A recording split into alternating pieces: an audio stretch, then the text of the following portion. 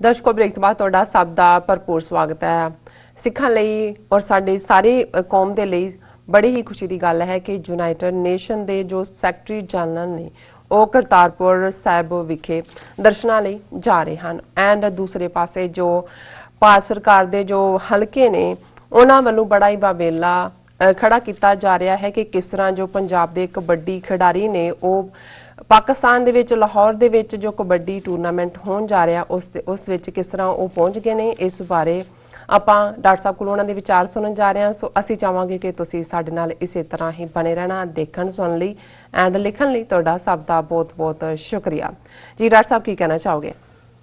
ਦੇਖੋ, ਅਸੀਂ ਸਮਝਦੇ ਹਾਂ ਕਿ ਪਾਕਿਸਤਾਨ ਦੀ ਹਕੂਮਤ ਉਹਨਾਂ ਦੇ ਆਵਾਮ ਵੱਲੋਂ ਜਿਹੜਾ ਹਿਸਟੋਰੀਕਲ ਕਦਮ ਚੁੱਕਿਆ ਗਿਆ 9 ਨਵੰਬਰ 2019 ਨੂੰ ਕਰਤਾਰਪੁਰ ਸਾਹਿਬ ਕੋਰੀਡੋਰ ਦਾ ਖੁੱਲ੍ਹਣਾ ਜੀ, ਉਹ ਹੁਣ ਆਪਣੇ ਰੰਗ ਦਿਖਾ ਰਿਹਾ। ਬਿਲਕੁਲ। ਔਰ ਜ਼ਾਹਰ ਹੈ ਕਿ ਉਦੋਂ ਵੀ ਇਸ ਕਦਮ ਨੂੰ ਇੰਟਰਨੈਸ਼ਨਲ ਕਮਿਊਨਿਟੀ ਵੱਲੋਂ ਉਹ ਅਮਰੀਕਾ ਦਾ ਸਟੇਟ ਡਿਪਾਰਟਮੈਂਟ ਹੋਏ, ਚਾਈਨਾ ਦੀ ਫੋਰਨ ਮਿਨਿਸਟਰੀ ਹੋਏ, UN ਦਾ ਸੈਕਟਰੀ ਜਨਰਲ ਹੋਏ ਜਾਂ ਈਵਨ ਰਸ਼ੀਅਨ ਐਂਬੈਸਡਰ ਹੋਏ ਪਾਕਿਸਤਾਨ 'ਚ, ਉਹਨਾਂ ਨੇ ਵੈਲਕਮ ਕੀਤਾ ਸੀ ਕਿ ਵੀ ਇਹ ਇੱਕ ਇਨਸਾਨੀਅਤ ਦੇ ਭਲੇ ਦਾ ਕੰਮ ਵੀ ਹੈ ਜੀ, ਹਾਰਮੋਨੀ ਔਰ ਪਿਆਰ ਦਾ ਮੈਸੇਜ ਵੀ ਹੈ। ਬਿਲਕੁਲ। ਔਰ ਅਸੀਂ ਸਮਝਦੇ ਹਾਂ ਵੀ ਹੁਣ ਜਿਹੜੇ ਪਾਕਿਸਤਾਨ ਵਿਜ਼ਿਟ ਕਰਨ ਵਾਲੇ ਇੰਟਰਨੈਸ਼ਨਲ ਸਟੇਚਰ ਦੇ ਲੋਕ ਨੇ, ਪਰਸਨੈਲਿਟੀਜ਼ ਨੇ, ਉਹਨਾਂ ਦੀ ਆਈਟੀਨਰੀ ਦੇ ਉੱਤੇ ਵੀ ਜਾਂ ਉਹਨਾਂ ਦੇ ਉਸ ਪ੍ਰੋਗਰਾਮ ਦੇ ਵਿੱਚ ਵੀ ਕਰਤਾਰਪੁਰ ਸਾਹਿਬ ਦੀ ਵਿਜ਼ਿਟ ਸ਼ਾਮਲ ਹੋ ਗਈ ਹੈ। ਬਿਲਕੁਲ। ਔਰ ਜਿਹੜੀ ਖਬਰ ਅਸੀਂ ਸ਼ੇਅਰ ਕਰ ਰਹੇ ਹਾਂ ਕਿ ਆਉਣ ਵਾਲੇ ਦਿਨਾਂ 'ਚ ਨੈਕਸਟ ਵੀਕ ਯੂਨਾਈਟਿਡ ਨੇਸ਼ਨਸ ਦੇ ਸੈਕਟਰੀ ਜਨਰਲ ਮਿਸਟਰ ਐਂਟੋਨੀਓ ਗੁਟੇਰਸ, ਇਹ ਉਹਨਾਂ ਦਾ ਨਾਮ ਹੈ ਜੀ, ਉਹ ਪਾਕਿਸਤਾਨ 'ਚ ਵਿਜ਼ਿਟ ਕਰ ਰਹੇ ਨੇ। ਜ਼ਾਹਰ ਹੈ ਕਿ ਪਾਕਿਸਤਾਨ ਦੇ ਨੈਗੇਟਿਵ ਫੈਕਟਰ ਤਾਂ ਇੰਡੀਆ ਨੇ ਜਾਂ ਅਮਰੀਕਾ ਨੇ ਵੀ ਆਪਣੀ ਲੋੜ ਮੁਤਾਬਕ ਜ਼ਿਆਦਾ ਉਭਾਰੇ ਨੇ। ਕਦੇ ਉਹਨੂੰ ਦਹਿਸ਼ਤਗਰਦੀ ਦੇ ਨਾਲ ਜੋੜ ਦਿੱਤਾ, ਕਦੇ ਐਪੀ ਸੈਂਟਰ ਆਫ ਟੈਰਰਿਜ਼ਮ ਬਣਾ ਦਿੱਤਾ, ਕਦੇ ਅਫਗਾਨਿਸਤਾਨ ਦੇ ਵਿੱਚ ਜੇ ਅਮਰੀਕਨਾਂ ਨੂੰ ਸੂਟ ਨਹੀਂ ਸੀ ਕਰਦਾ ਜਾਂ ਉਹਨਾਂ ਦੀ ਆਪਣੀ ਮਰਜ਼ੀ ਮੁਤਾਬਕ ਉਹ ਡਿਕਟੇਟ ਨਹੀਂ ਸੀ ਕਰ ਸਕਦੇ ਤਾਂ ਫਿਰ ਈਵਨ ਅਫਗਾਨ ਗਵਰਨਮੈਂਟ ਵੀ ਉਸ ਕਿਸਮ ਦੀ ਬਿਆਨਬਾਜ਼ੀ ਕਰਦੀ ਸੀ। ਪਰ ਜਿਹੜਾ ਇੱਕ ਬਹੁਤ ਵੱਡਾ ਫੈਕਟਰ ਆ ਜਦੋਂ ਦੁਨੀਆ ਦੇ ਵਿੱਚ ਰੈਫਿਊਜੀ ਕ੍ਰਾਈਸਿਸ ਦੀ ਗੱਲ ਹੁੰਦੀ ਹੈ, ਮਿਡਲ ਈਸਟ ਜਾਂ ਸੀਰੀਆ ਜਾਂ ਸਾਊਥ ਅਮਰੀਕਾ ਤੋਂ ਈਵਨ ਆਉਣ ਵਾਲਿਆਂ ਨੂੰ ਟਰੰਪ ਜਿਹੜਾ ਉਹ ਫੌਜ ਲਾਉਣ ਦੀ ਧਮਕੀ ਦਿੰਦਾ, ਅਸੀਂ ਬਾਰਡਰ ਤੇ ਲਾ ਦੇਵਾਂਗੇ, ਗੁਆਟੇਮਾਲਾ ਤੋਂ ਨਹੀਂ ਆਉਣ ਦੇਵਾਂਗੇ, ਸਾਊਥ ਅਮਰੀਕਾ ਤੋਂ ਨਹੀਂ। ਕਿੰਨੇ ਕੁ ਲੋਕ ਨੇ ਜਿਹੜੇ ਜੇ ਦੁਨੀਆ ਦੇ ਵਿੱਚ ਰੈਫਿਊਜੀਜ਼ ਨੂੰ ਪਨਾਹ ਦੇਣ ਦੀ ਗੱਲ ਹੋਏ, 1979 ਦੀ ਵਾਰ ਪਾਕਿਸਤਾਨ ਦੀ ਜੰਗ ਤੇ ਨਹੀਂ ਸੀ ਜਦੋਂ ਸੋਵੀਅਤ ਯੂਨੀਅਨ ਨੇ ਅਟੈਕ ਕੀਤਾ, ਅਮਰੀਕਾ ਨੇ ਹੀ ਪ੍ਰੌਕਸੀ ਵਾਰ ਬਣਾਇਆ ਉਹ ਸਾਰੇ ਨੂੰ ਜੀ। ਔਰ ਲੇਕਿਨ ਉਸ ਪੀਰੀਅਡ 'ਚ 6 ਮਿਲੀਅਨ ਅਫਗਾਨ ਰਿਫਿਊਜੀ 60 ਲੱਖ ਦੇ ਕਰੀਬ ਜਿਹੜੇ ਨੇ ਉਹ ਪਾਕਿਸਤਾਨ ਦੇ ਵਿੱਚ ਆਏ। ਔਰ ਇਹ ਗੱਲ ਕਦੇ ਵੀ ਮੁੱਕੀ ਨਹੀਂ ਹੈ। ਜੇ 2-3 ਮਿਲੀਅਨ ਚਲੇ ਵੀ ਗਏ ਫਿਰ ਜਿਹੜਾ 2001 ਦੇ ਵਿੱਚ ਨੈਟੋ ਦੇ ਅਟੈਕ ਵੇਲੇ ਫਿਰ ਕੰਮ ਸ਼ੁਰੂ ਹੋ ਗਿਆ। ਸੋ ਇਸ ਵੇਲੇ ਔਰ ਪਾਕਿਸਤਾਨ ਦੀਆਂ ਬਹੁਤ ਸਾਰੀਆਂ ਜਿਹੜੀਆਂ ਮੁਸ਼ਕਲਾਂ ਨੇ ਉਹੀ ਪਾਕਿਸਤਾਨ ਜਿਹੜਾ ਦੁਨੀਆ ਦੇ ਵਿੱਚ 50s ਹੋਏ 60s ਹੋਏ ਇੱਕ ਖੁਸ਼ਹਾਲ ਮੁਲਕ ਵੀ ਸੀ, ਆਪਣੀ ਇਕਨੋਮੀ ਵੀ ਸਟੇਬਲ ਸੀ। ਉਹਨਾਂ ਜ਼ਮਾਨਿਆਂ 'ਚ ਉਹਨਾਂ ਨੇ ਜਿਹੜਾ ਉਹ ਕਰਜ਼ਾ ਵੀ ਦਿੱਤਾ ਯੂਰਪੀਅਨ ਮੁਲਕ ਨੂੰ ਜਿਹਨੂੰ ਵੀ ਜਿਹੜਾ ਸ਼ਾਇਦ ਕਿੰਨੇ ਮਿਲੀਅਨ। ਸੋ ਉਹ ਪਾਕਿਸਤਾਨ ਕਿਉਂ ਇਸ ਸਾਰੇ 'ਚ ਦਹਿਸ਼ਤਗਰਦੀ ਔਰ ਦੂਸਰੀਆਂ ਤਨਜ਼ੀਮਾਂ ਔਰ ਈਵਨ ਇਸ ਲੈਵਲ ਦੇ ਉੱਤੇ ਉਹੀ ਪੀਰੀਅਡ ਸੀ ਸੋਵੀਅਤ ਯੂਨੀਅਨ ਦੇ ਨਾਲ ਟੱਕਰ ਦਾ ਜਦੋਂ ਅਮਰੀਕਾ ਨੇ ਮੁਜਾਹਿਦੀਨ ਹੋਲੀ ਵਾਰੀਅਰ ਦਾ ਕਨਸੈਪਟ ਦਿੱਤਾ ਕਿ ਜੀ ਜਿਹੜੇ ਲੜਨ ਵਾਲੇ ਨੇ ਔਰ ਕੱਲੇ ਪਾਕਿਸਤਾਨ ਦੀ ਸਰਜ਼ਮੀਨ ਤੋਂ ਹੀ ਉਹ ਫਿਰ ਕੋਈ ਅਰਬਾਂ 'ਚੋਂ ਆ ਗਿਆ ਕਿ ਤੁਰਕਾਂ 'ਚੋਂ ਆ ਗਿਆ ਕਿ ਚੈਚਨੀਆਂ 'ਚੋਂ ਆ ਗਿਆ। ਦੁਨੀਆ ਭਰ ਦੇ ਜਿਹੜੇ ਇਸਲਾਮ ਦੇ ਨਾਂ ਦੇ ਉੱਤੇ ਲੜਾਈ ਦੇ ਲਈ ਕਿਹਨੇ ਇਹ ਸਾਰੀ ਵਿਉਂਤਬੰਦੀ ਕੀਤੀ? ਅਮਰੀਕਾ ਨੇ ਕੀਤੀ। ਔਰ ਉਹ ਇਸਲਾਮ ਦੇ ਨਾਂ ਥੱਲੇ ਜਦੋਂ ਜਿਹਾਦ ਦੀ ਆਵਾਜ਼ ਆ ਜਾਂਦੀ ਹੈ ਮੁਸਲਮਾਨ ਦੇ ਉੱਤੇ ਫਰਜ਼ ਹੁੰਦਾ, ਉਹ ਲਾਜ਼ਮ ਹੁੰਦਾ। ਔਰ ਜਦੋਂ ਇਹ ਗੱਲ ਉਹਨਾਂ ਨੇ ਸੋਵੀਅਤ ਯੂਨੀਅਨ ਨੂੰ ਡਿਫੀਟ ਕਰ ਲਿਆ, ਇਹ ਅਬੈਂਡਨ ਕਰਕੇ ਆ ਗਏ ਔਰ ਉਸ ਸਾਰੇ ਦੇ ਵਿੱਚ ਅਫਗਾਨਾਂ ਨੇ ਵੀ 1 ਮਿਲੀਅਨ ਅਫਗਾਨ ਮਰਿਆ, 2 ਮਿਲੀਅਨ ਜ਼ਖਮੀ ਹੋਇਆ, ਕਿੰਨੇ ਐਂਪੂਟੇਟ, ਉਹ ਜਿਹੜੇ ਬੂਬੀ ਟਰੈਪ ਔਰ ਫਲਾਣਾ ਢਿਮਕਾ ਸਾਰਾ ਹੀ ਜਿਹੜਾ ਉਸ ਦੇ ਵਿੱਚ ਉਹ ਫਸੇ ਰਹੇ। ਔਰ ਪਾਕਿਸਤਾਨ ਨੂੰ ਵੀ ਉਸ ਸਾਰੇ ਦੇ ਵਿੱਚ ਧਕੇਲ ਉਹੀ ਪੀਰੀਅਡ ਸੀ। ਸਾਊਦੀ ਅਰੇਬੀਆ ਨੇ ਵੀ ਖੁੱਲ੍ਹ ਕੇ ਹੁਣ ਜੇ ਤੁਸੀਂ ਜਿਹਾਦ ਕਰਵਾਉਣਾ ਹੈ, ਤੁਸੀਂ ਅੱਗੋਂ ਦੀ ਜਨਰੇਸ਼ਨ ਵੀ ਤਿਆਰ, ਮਦਰਸਾ ਕਲਚਰ ਪਾਕਿਸਤਾਨ ਦੇ ਵਿੱਚ ਆਇਆ। ਹੁਣ ਇਹ ਕਦੇ ਕਿਸੇ ਨੇ ਐਪਰੀਸ਼ੀਏਟ ਨਹੀਂ ਕੀਤਾ ਇੰਟਰਨੈਸ਼ਨਲ ਕਮਿਊਨਿਟੀ 'ਚ ਵੀ ਕਿ ਭਾਈ ਉਹ ਜਿਹੜੇ ਪਾਕਿਸਤਾਨ ਦੇ ਵਿੱਚ ਰਿਫਿਊਜੀ ਉਦੋਂ ਦੇ ਤੁਰੇ ਹੋਏ ਨੇ ਅੱਜ ਵੀ ਨੇ ਉਹਨਾਂ ਦੀ ਔਰ ਇਹ ਜਿਹੜਾ UN ਸੈਕਟਰੀ ਜਨਰਲ ਜਾ ਰਿਹਾ ਹੈ ਇਹਦਾ ਮਕਸਦ ਹੀ ਜਿਹੜਾ ਹੈ ਇੱਕ international conference on that country hosting Afghan refugees for 40 years 40 ਸਾਲ ਤੋਂ 1979 ਤੋਂ ਦੇਖ ਲਓ ਤੁਸੀਂ 40 ਸਾਲ ਹੋ ਗਏ ਔਰ ਇਹ ਕਾਨਫਰੰਸ ਕਿ ਭਾਈ 40 ਸਾਲ ਤੋਂ ਉੱਥੇ ਬੈਠੇ ਹੋਏ ਨੇ ਕੋਈ ਛੋਟੀ ਗੱਲ ਨਹੀਂ ਹੈ ਉਹਨਾਂ ਨੇ ਪਾਕਿਸਤਾਨ ਨੇ ਜਿੱਥੇ ਸੋਵੀਅਤ ਯੂਨੀਅਨ ਦੇ ਐਕਸਪੈਂਸ਼ਨਸ ਡਿਜ਼ਾਈਨ ਨੂੰ ਰੋਕਿਆ ਉੱਥੇ ਜ਼ਾਹਰ ਹੈ ਕਿ ਵੀ ਇਹ ਜਿਹੜਾ ਇੱਕ ਬਹੁਤ ਵੱਡੀ ਸਰਵਿਸ ਸਾਰੀ ਹਿਊਮਨ ਕਾਈਂਡ ਦੀ ਕੀਤੀ ਔਰ ਉਸ ਸਾਰੇ ਚ ਇਹ ਜਿਹੜੀ ਸਟੇਟਮੈਂਟ ਹੈ ਕਿ ਜਦੋਂ ਉਹਨੇ ਜਾਣਾ ਹੈ ਗੁਟਰੇਸ ਹੈ कि भी वो करतारपुर साहब भी जाएगा मिस्टर हक ने क्या कि भी will meet with Pakistan prime minister Imran Khan president Arif Alvi foreign minister Mahmood Qureshi and speak at a meeting on sustainable development and climate change.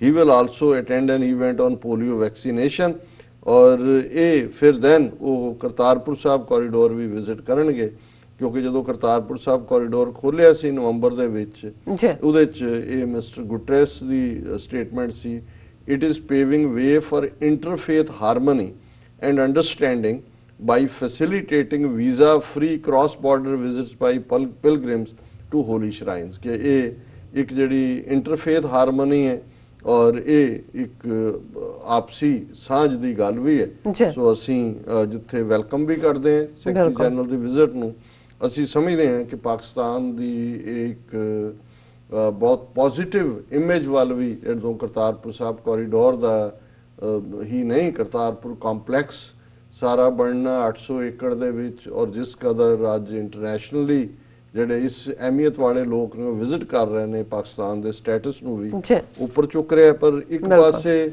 ਤਾਂ ਇੰਟਰਨੈਸ਼ਨਲੀ ਇਹ ਹੈ ਅਸੀਂ ਜਿਵੇਂ ਕੱਲ ਵੀ ਡਿਸਕਸ ਕੀਤਾ ਸੀ ਵੀ ਕਿਵੇਂ ਕਰਤਾਰਪੁਰ ਕੋਰੀਡੋਰ ਚੋਂ ਗੁਜ਼ਰ ਕੇ ਕਰਤਾਰਪੁਰ ਸਾਹਿਬ ਜਾਣ ਲਈ 6 ਇੰਡੀਆ ਦੀਆਂ ਇੰਟੈਲੀਜੈਂਸ ਏਜੰਸੀਆਂ ਜਿਹੜੀਆਂ ਨੇ ਉਹਨਾਂ ਦੀ ਕਲੀਅਰੈਂਸ ਚਾਹੀਦੀ ਹੁੰਦੀ ਹੈ ਔਰ ਅੱਜ ਹੀ ਸਾਨੂੰ ਸਾਡੇ ਰੈਗੂਲਰ ਵਿਊਅਰ ਨੇ ਮੁਹੰਮਦ ਰਫੀਕ ਅਨਵਰ ਉਹਨਾਂ ਦੀ ਲਿਖਤ ਮਸੂਲ ਹੋਈ ਹੈ ਉਹਨਾਂ ਨੇ ਕਿਹਾ ਕਿ ਨੈਫਿਊ ਆਫ ਮਾਈਨ ਜਸਟ ਔਰ ਉਹਦਾ ਹੈਡਿੰਗ ਦਿੱਤਾ ਉਹਨੇ ਵਾਈ ਮੋਦੀ ਇਜ਼ ਟੈਰੀਫਾਈਡ ਕਿ ਮੋਦੀ ਇਹਨਾਂ ਕਿਉਂ ਘਬਰਾਇਆ ਹੈ A nephew of mine just came back from Pakistan. Over there he visited newly built Gurdwara Baba Nanak Sahib Kartarpur where he met a Sikh yatri. कि मेरा भतीजा गया उत्थे वो गए करतारपुर साहब भी और एक सिख यात्री जड़े उधरों आए सी पंजाब तो उन्होंने भी मिले This yatri while he was happy to visit Baba Nanak Gurdwara was also sad that his younger brother was not allowed to accompany him although he had a passport.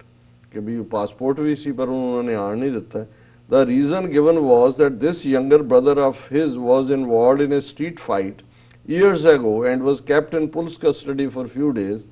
Passport was issued to this yatri's younger brother long after the fight incident and on this passport he had travelled to Malaysia and UK and no questions were asked. Then one wonders why this question was raised for Kartarpur visit. उन्होंने कहा जी जड़ा ਆਏ ਯਾਤਰੀ ਉਹਨਾਂ ਦਾ ਭਰਾ ਜਿਹਦੇ ਕੋਲ passport ਹੈ ਉਹ ਥਾਈਲੈਂਡ ਔਰ ਇੰਗਲੈਂਡ ਵੀ ਜਾ ਚੁੱਕਾ ਹੈ ਉਹਦੀ ਕਈ ਸਾਲ ਪਹਿਲਾਂ ਕਿਤੇ ਗਲੀ ਦੇ ਵਿੱਚ ਕੋਈ ਲੜਾਈ ਹੋਈ ਔਰ ਉਹਨੂੰ ਬੇਸ ਬਣਾ ਕੇ ਉਹਨਾਂ ਨੇ ਰੋਕ ਦਿੱਤਾ ਹੈ ਕਰਤਾਰਪੁਰ ਕੋਰੀਡੋਰ ਲਈ ਨਹੀਂ ਆਣ ਦਿੱਤਾ It is obvious that Indian government doesn't want Sikh yatris to visit Gurdwara Baba Guru Nanak Sahib.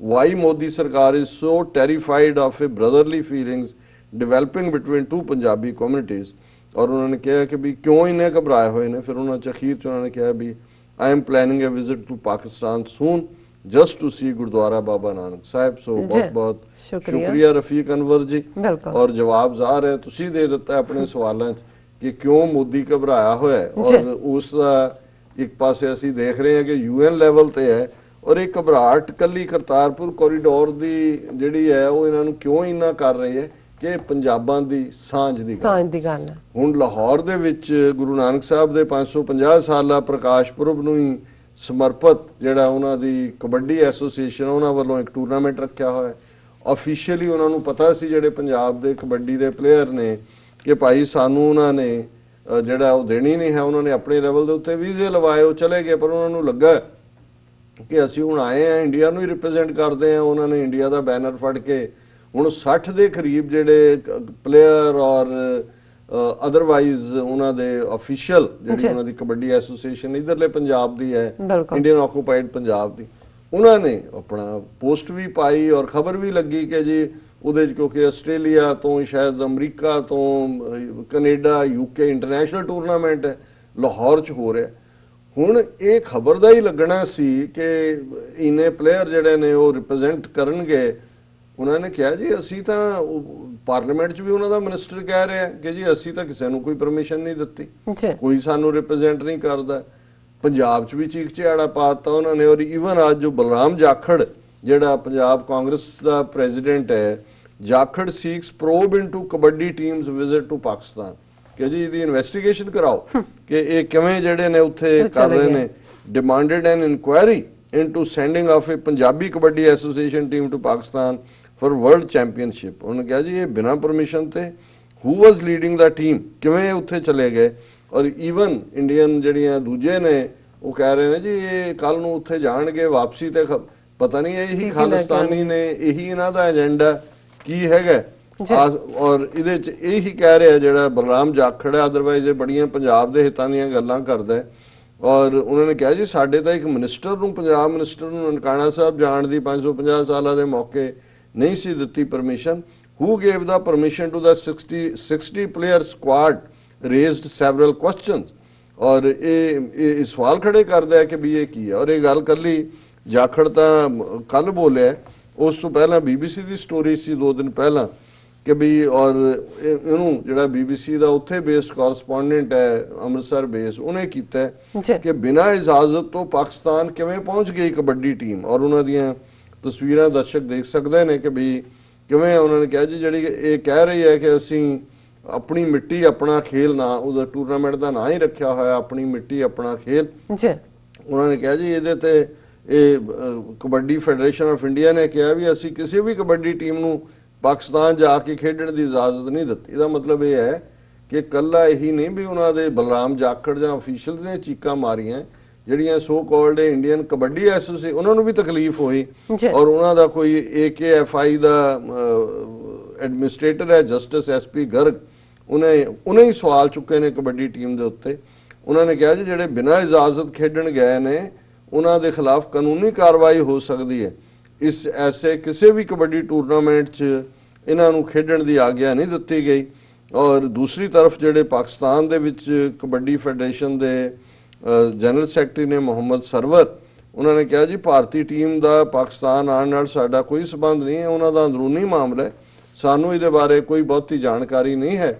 ਲੇਕਿਨ ਇਹ ਜਿਹੜਾ ਇੰਟਰਨੈਸ਼ਨਲ ਕਬੱਡੀ ਫੈਡਰੇਸ਼ਨ ਤੋਂ ਜਿਹੜਾ ਇਸ ਟੂਰਨਾਮੈਂਟ ਨੂੰ ਮਾਨਤਾ ਮਿਲੀ ਹੋਈ ਹੈ ਔਰ ਇਹ ਪਾਕਿਸਤਾਨ ਦੇ ਵਿੱਚ ਹੋ ਰਿਹਾ 9 ਫਰਵਰੀ ਤੋਂ 16 ਫਰਵਰੀ ਤੱਕ ਚੱਲਣ ਵਾਲੇ ਭਾਰਤ ਇਸ ਟੂਰਨਾਮੈਂਟ ਦੇ ਵਿੱਚ ਦੁਨੀਆ ਭਰ ਚੋਂ 10 ਦੇਸ਼ਾਂ ਦੀਆਂ ਟੀਮਾਂ ਉਹਦੇ 'ਚ ਹਿੱਸਾ ਲੈ ਰਹੀਆਂ ਨੇ। ਔਰ ਇਹ ਉਹਨਾਂ ਨੇ ਕਿਹਾ ਜੀ ਅਸੀਂ ਤਾਂ ਆਏ ਹਾਂ ਖੇਡਣ ਔਰ ਅਸੀਂ ਖੇਡਾਂਗੇ। ਸੋ ਇਹਦੇ ਤੋਂ ਤੁਸੀਂ ਇਹ ਅੰਦਾਜ਼ਾ ਲਾਓ ਵੀ ਇਹਨਾਂ ਨੇ ਪੰਜਾਬ ਦੀ ਜਿਹੜੀ ਖੇਡਾਂ ਨੇ, ਪਹਿਲਾਂ ਹਾਕੀ ਹੋਏ ਜਾਂ ਕਬੱਡੀ ਤਾਂ 올림픽 'ਚ ਕੀ ਜਾਣੇ, ਉਹਨੂੰ ਕਦੇ ਰੈਕਗਨਾਈਜ਼ ਉਹਨਾਂ ਨੇ ਕੀਤਾ ਹੀ ਨਹੀਂ। ਹਾਕੀ ਵੈਸੇ ਖਤਮ ਕਰਤੀ, ਕ੍ਰਿਕਟ ਨੂੰ ਇਸ ਅੰਦਾਜ਼ ਪ੍ਰਮੋਟ ਕੀਤਾ। ਹੁਣ ਇਹ ਜਦੋਂ ਪਰਵੇਜ਼ ਇਲਾਹੀ ਪਾਕਿਸਤਾਨੀ ਪੰਜਾਬ ਦੇ ਚੀਫ ਮਿਨਿਸਟਰ ਸੀ, ਜਿਹੜੇ ਹੁਣ ਕਾਫ ਲੀਗ 'ਚ ਨੇ, ਉਹ ਅੱਜਕੱਲ ਸਪੀਕਰ ਨੇ ਪੰਜਾਬ ਅਸੈਂਬਲੀ ਲਹਿੰਦੇ ਪੰਜਾਬ ਦੇ, ਇਹ ਚੀਫ ਮਿਨਿਸਟਰ ਸੀ ਲਹਿੰਦੇ ਪੰਜਾਬ ਦਾ, ਅਮਰਿੰਦਰ ਸਿੰਘ ਵੀ ਉਦੋਂ ਸੀ। ਔਰ ਇਹ ਪਹਿਲੀ ਵਾਰ ਸ਼ੁਰੂ ਹੋਇਆ ਸੀ ਕਿ ਦੋਨਾਂ ਦੇ ਆਪਸੀ ਪੰਜਾਬਾਂ ਦੇ ਸਬੰਧ ਹੋਣ। ਔਰ ਉਹਦੇ 'ਚ ਉਹਨਾਂ ਨੇ ਇਹ ਕਬੱਡੀ ਟੂਰਨਾਮੈਂਟ ਪਟਿਆਲੇ 'ਚ ਹੋਇਆ, ਉਧਰੋਂ ਦੀ ਟੀਮ ਆਈ, ਇੱਧਰੋਂ ਗਏ ਦੋਨੋਂ ਹੀ। ਔਰ ਬੜਾ ਅੱਛਾ ਮਾਹੌਲ ਸੀ ਜਿਹੜਾ ਬਾਅਦ ਦੇ ਵਿੱਚ ਬਾਦਲਾਂ ਦੇ ਵੇਲੇ ਵੀ ਜਾਰੀ ਰਿਹਾ। ਔਰ ਈਵਨ ਫਰੀਆ ਪਰਵੇਜ਼ ਜਦੋਂ ਲੁਧਿਆਣੇ ਦੇ ਵਿੱਚ ਇੱਕ ਵੱਡਾ ਫੰਕਸ਼ਨ ਹੋਇਆ, ਉਹਦੇ ਸ਼ਾਬਾਸ਼ ਸ਼ਰੀਫ ਹੀ ਆਏ। ਫਰੀਆ ਪਰਵੇਜ਼ ਜਿਹੜੀ ਬਹੁਤ ਅੱਛੀ ਪਾਕਿਸਤਾਨ ਦੀ ਗਾਇਕ ਹੈ, ਪੰਜਾਬੀ ਖਾਸ ਤੌਰ ਤੇ ਉਹਨਾਂ ਦੀ ਮੁਹਾਰਤ ਹੈ, ਉਹ ਲੁਧਿਆਣੇ ਸਪੈਸ਼ਲੀ ਐਗਰੀਕਲਚਰ ਯੂਨੀਵਰਸਿਟੀ ਜਿਹੜੀ ਪਰਫਾਰਮੈਂਸ ਹੋਈ ਉਹਨਾਂ 'ਚ ਆਈ। ਸ਼ਾਬਾਸ਼ ਸ਼ਰੀਫ ਔਰ ਬਾਦਲ ਨਾਲ ਬੈਠੇ ਹੋਏ ਸੀ। ਪਰ ਇਹਦੀ ਸ਼ੁਰੂਆਤ ਪਰਵੇਜ਼ ਇਲਾਹੀ, ਔਰ ਪਰਵੇਜ਼ ਇਲਾਹੀ ਉਹ ਹੈ ਜਿਹਦੇ ਜ਼ਮਾਨੇ 'ਚ ਪਾਕਿਸਤਾਨ ਦੇ ਵਿੱਚ ਨਨਕਾਣਾ ਸਾਹਿਬ ਨੂੰ ਐਜ਼ ਏ ਡਿਸਟ੍ਰਿਕਟ ਬਣਾਇਆ ਗਿਆ ਔਰ ਜਿਹੜੀ 4 ਲੇਨ ਰੋਡ ਬਣੀ ਉਸ ਪੀਰੀਅਡ 'ਚ ਬਣੀ ਹੈ। ਸੋ ਜਿੱਥੇ ਕ੍ਰੈਡਿਟ ਜਾਂਦਾ ਉੱਥੇ ਦੇਣਾ ਬਣਦਾ ਹੈ। ਅੰਦਰੂਨੀ ਸਿਆਸਤ ਕੀ ਹੈ ਕੀ ਨਹੀਂ ਹੈ, ਲੇਕਿਨ ਪਰਵੇਜ਼ ਇਲਾਹੀ ਦਾ ਵੀ ਇਹ ਡ੍ਰੀਮ ਸੀ ਕਿ ਦੋਨਾਂ ਪੰਜਾਬਾਂ ਦੀ ਆਪਸੀ ਸਾਂਝ ਔਰ ਜਿਹੜਾ ਘੱਟੋ ਘੱਟ ਜਦੋਂ ਤੱਕ ਪੋਲੀਟੀਕਲੀ ਕੋਈ ਇਸ ਕਿਸਮ ਦਾ ਸਿਸਟਮ ਸਟਰਕਚਰ ਨਹੀਂ ਬਣਦਾ, ਸਪੋਰਟਸ ਹੈ, ਕਲਚਰਲ ਇਵੈਂਟਸ ਨੇ, ਆਪਸੀ ਉਹੀ ਸਾਡੀ ਸਾਂਝ ਹੈ ਤਹਿਜ਼ੀਬ ਦੀ ਕਿ ਉਹ ਸਾਡੀ ਵਧੇ। ਪਰ ਇਹਨਾਂ ਨੂੰ ਤਾਂ ਉਹ ਜਿਹੜੇ ਪਹੁੰਚ ਗਏ ਆਪਣੇ ਤੇ, ਇਹਨਾਂ ਨੇ ਜੇ 60 ਇਹਨਾਂ ਨੇ ਤਾਂ ਕੋਈ ਟਿਕਟਾਂ ਨਹੀਂ ਲਈਆਂ ਇਹਨਾਂ ਤੋਂ ਉਹਨਾਂ ਨੇ, ਤੇ ਇਹਦੇ ਤੇ ਵੀ ਤਕਲੀਫ ਹੈ ਕਿ ਵੀ ਤੁਸੀਂ ਫਿਰ ਜ਼ਾਹਰ ਹੈ ਕਿ ਵੀ ਅਸੀਂ ਤਾਂ ਇਹੀ ਕਵਾਂਗੇ ਕਬੱਡੀ ਵਾਲਿਆਂ ਨੂੰ ਕਿ ਭਾਈ ਸੁੱਟੋ ਇੰਡੀਆ ਦੀਆਂ ਜੈਕਟਾਂ ਜੁਕਟਾਂ ਪਾਸੇ, ਖਾਲਿਸਤਾਨ ਦੀ ਟੀ-ਸ਼ਰਟ ਪਾ ਕੇ ਖੇਡੋ, ਨਾਲੇ ਪਾਕਿਸਤਾਨ ਵਾਲਿਆਂ ਨੂੰ ਕਹੋ ਜੀ ਦਿਓ ਸਾਨੂੰ ਅਸਾਈਲਮ, ਅਸੀਂ ਇੱਥੇ ਹੀ ਰਹਿੰਦੇ ਹਾਂ, ਅਸੀਂ ਪਾਕਿਸਤਾਨ ਖਾਲਿਸਤਾਨ ਦੀਆਂ ਟੀਮਾਂ ਬਣਾ ਕੇ ਖੇਡਾਂਗੇ। ਬਿਲਕੁਲ। ਪਰ ਇਹ ਸ਼ੋਅ ਕਰਦਾ ਹੈ ਕਿ ਕਿਸ ਹੱਦ ਤੱਕ ਨਫ਼ਰਤ ਹੈ ਇਹਨਾਂ ਦੀ। ਇਹ ਇਕੱਲਾ ਇਹ ਨਹੀਂ ਹੈ ਕਿ ਜੀ ਉਹ ਦਹਿਸ਼ਤਗਰਦੀ ਤੇ ਫਲਾਣਾ, ਇਹਨਾਂ ਨੂੰ ਕੋਈ ਵੀ ਜਿਹੜੀ ਗੱਲ ਚੜ੍ਹਤ ਦਿੰਦੀ ਹੈ, ਦੋਨਾਂ ਕੌਮਾਂ ਦੀਆਂ ਨਜ਼ਦੀਕੀਆਂ ਵੱਧਦੀਆਂ ਨੇ, ਉਹ ਇਹਨਾਂ ਨੂੰ ਤਕਲੀਫ ਦਿੰਦੀ ਹੈ, ਕਿਉਂਕਿ ਇਹਨਾਂ ਦਾ ਜਿਹੜਾ ਏਜੰਡਾ ਸੀ ਜੋ ਉਹਨਾਂ ਨੇ 47 ਦਾ ਹਿਲਟ ਪਲੇ ਕੀਤਾ, ਉਹ ਜਿਹੜਾ ਏਜੰਡਾ ਹੁਣ ਉਹਨਾਂ ਦਾ ਅੱਗੇ ਵੱਧ ਨਹੀਂ ਰਿਹਾ ਹੈ। ਇਹ ਇਹਨਾਂ ਦੀ ਪ੍ਰੋਬਲਮ ਹੈ। ਜੀ ਰਾਜ ਸਾਹਿਬ, ਇਹਨਾਂ ਦੋਨਾਂ ਖਬਰਾਂ ਦੀ ਜਾਣਕਾਰੀ ਦੇਣ ਲਈ ਤੁਹਾਡਾ ਬਹੁਤ-ਬਹੁਤ ਸ਼ੁਕਰੀਆ। ਇੱਥੇ ਲੈਣੇ ਅਪਡੇਟ ਤੋਂ ਪਹਿਲਾਂ ਅਸੀਂ ਦਰਸ਼ਕਾਂ ਤੇ ਸਰੋਤਿਆਂ ਨੂੰ ਫਿਰ ਦੁਬਾਰਾ ਅਪੀਲ ਤੇ ਬੇਨਤੀ ਕਰਦੀ ਹੈ ਵਿਊਅਰਸ, ਜਿਸ ਤਰ੍ਹਾਂ ਕਿ ਤੁਸੀਂ ਜਾਣਦੇ ਹੋ ਕਿ ਟੀਵੀ 84 ਮਨੁੱਖੀ ਹੱਕਾਂ ਦਾ ਪਹਿਰੇਦਾਰ ਹੈ। ਟੀਵੀ 84 ਸਿੱਖਾਂ, ਕਸ਼ਮੀਰੀਆਂ ਅਤੇ ਭਾਰਤ ਦੀਆਂ ਨਾਰਥ ਈਸਟ ਸਟੇਟਾਂ ਦੇ ਲੋਕਾਂ ਦੇ ਸਵੈ-ਨਿਰਣੇ ਦੇ ਹੱਕਾਂ ਦਾ ਹਾਮੀ ਹੈ। ਅਸੀਂ ਚਾਹਾਂਗੇ ਕਿ ਤੁਸੀਂ ਟੀਵੀ 84 ਦੀ ਚੜ੍ਹਦੀ ਕਲਾ ਲਈ ਵੱਧ ਤੋਂ ਵੱਧ ਡੋਨੇਟ ਕਰੋ। ਡੋਨੇਟ ਕਰਨ ਲਈ ਸਾਡੀ ਵੈਬਸਾਈਟ tv84.tv ਤੇ ਜਾ ਕੇ ਪੇਪਲ ਦੀ ਵਰਤੋਂ ਕਰਕੇ ਵਨ ਟਾਈਮ ਡੋਨੇਟ ਕਰ ਸਕਦੇ ਹੋ, ਮੰਥਲੀ ਡੋਨੇਟ ਵੀ ਕਰ ਸਕਦੇ ਹੋ। ਤੁਸੀਂ ਟੀਵੀ 84 ਦੇ ਨਾਮ ਤੇ ਚੈੱਕ ਬਣਾ ਕੇ ਸਾਨੂੰ ਮੇਲ ਵੀ ਕਰ ਸਕਦੇ ਹੋ ਸਾਡੇ ਇਸ ਪਤੇ ਤੇ 36-01 37th ਐਵਨਿਊ, ਲੌਂਗ ਆਈਲੈਂਡ ਸਿਟੀ, ਨਿਊਯਾਰਕ 11101 USA, ਜਾਂ ਫਿਰ ਤੁਸੀਂ ਸਾਨੂੰ ਫੋਨ ਰਾਹੀਂ ਵੀ ਸੰਪਰਕ ਕਰ ਸਕਦੇ ਹੋ ਸਾਡੇ ਫੋਨ ਨੰਬਰ ਤੇ 5164060694। Thank you so much viewers, ਤੁਸੀਂ ਕਿਤੇ ਨਹੀਂ ਜਾਣਾ, ਮਿਲਦੇ ਹਾਂ ਆਫਟਰ ਦਿਸ ਸ਼ਾਰਟ ਬ੍ਰੇਕ।